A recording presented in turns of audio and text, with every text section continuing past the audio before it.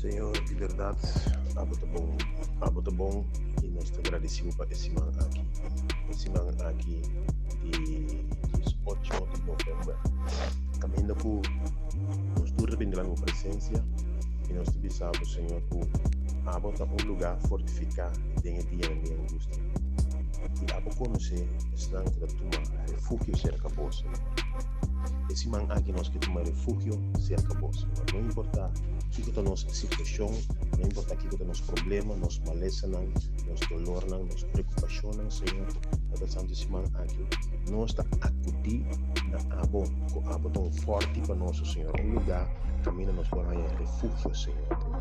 Nós agradecemos para não somente para tu na refúgio, mas para conhecer esta que também toma refúgio, que me ande para nos nombra, para nos situação, para conhecer nossa família, para conhecer nossa casa, para conhecer, Senhor, aleluia, nosso trabalho, nossa situação, Senhor. Para santo Simão aqui nos pedido de refúgio, bendição a cada que te chega no trono de refúgio, Senhor. Bendição a cada que te visitamos, Senhor. Para santo corta cada seu nome, Senhor. E, Senhor, bendição a casa, Senhor. Nós te agradecemos, nós te conhecemos aqui de momento, Senhor. Em nome de Cristo Jesus. Amém. Hoje, feliz Simão, tudo os bom corpo, sempre nos acudir na trono de Deus, em lugar de refúgio. Ora por nós tem momento não desagradável. Deus bendiga.